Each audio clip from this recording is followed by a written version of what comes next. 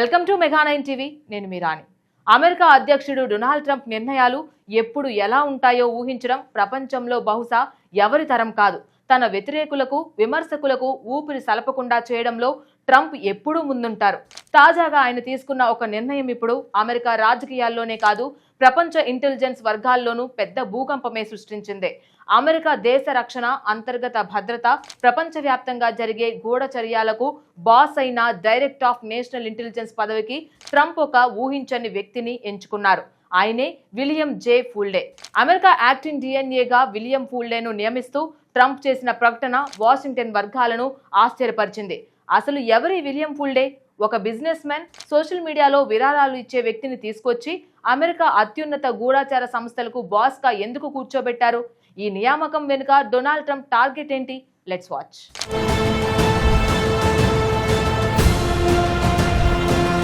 Recent గా America జాతీయ గూఢచార director గా ఉన్న తులసి గబార్డ్ అనూహ్యంగా తన పదవికి రాజీనామా చేస్తున్నట్లు ప్రకటించారు. ఈ నిర్ణయం వెనుక ఎలాంటి రాజకీయ కారణాలు లేవని క్లారిటీ ఇచ్చారు. పూర్తిగా కుటుంబ పరిస్థితుల వల్లే తాను తప్పుకోవాల్సి వస్తుందని స్పష్టం చేశారు. గబార్డ్ భర్తకు అరుదైన రోగం ఉన్నట్లు నిర్ధారణ అయింది.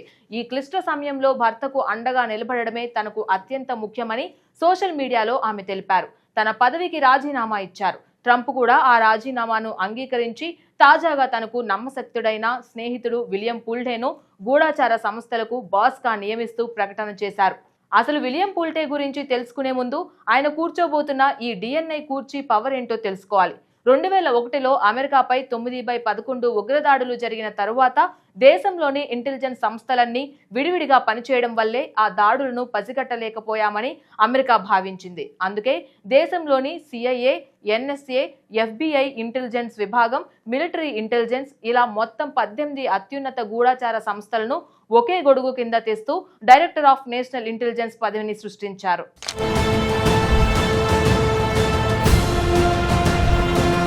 అమెరికాకు ప్రపంచం నలుమూలల నుండి వచ్చే టాప్ సీక్రెట్ ఇన్ఫర్మేషన్ మొత్తం ముందుగా చేరేది ఈ డిఎన్ఐ టేబుల్ మీదకే. ఆ ఇన్ఫర్మేషన్ ను ఫిల్టర్ చేసి ఏది ముఖ్యమో ప్రతిరోజు ఉదయం అమెరికా అధ్యక్షుడికి బ్రీఫింగ్ ఇచ్చే బాధ్యత ఈ డైరెక్టర్దే.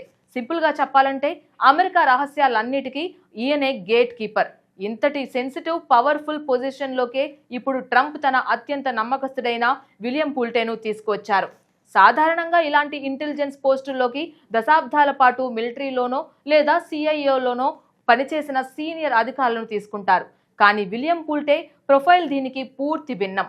విలియం జే ఫూల్డే అమెరికాలోని ప్రముఖ రియల్ ఎస్టేట్, హోమ్ బిల్డింగ్ సంస్థ అయిన ఫూల్డే గ్రూప్ వారసుడు. ఆయన ఒక బిలియనీర్ వ్యాపారవేత్త, ఇన్వెస్టర్, ఫిలాంథ్రఫిస్ట్. ముఖ్యంగా ట్విట్టర్ వేదికగా పేదలకు, అవసరాల్లో ఉన్న వారికి లక్షలాది డాలర్లు విరాళం ఇవ్వడం ద్వారా సోషల్ మీడియాలో ఆయనకు భారీ ఫాలోయింగ్ ఉంది.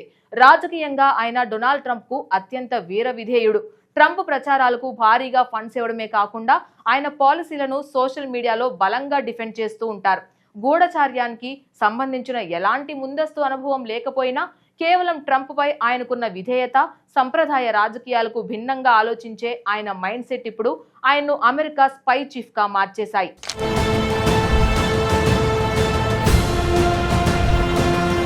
అనుభవం లేని వ్యక్తిని అమెరికా స్పై చీఫ్ గా ఎందుకు నియమించారని విమర్శకులు గగ్గోలు పెడుతున్నా ట్రంప్ పట్టించుకోవడం లేదు.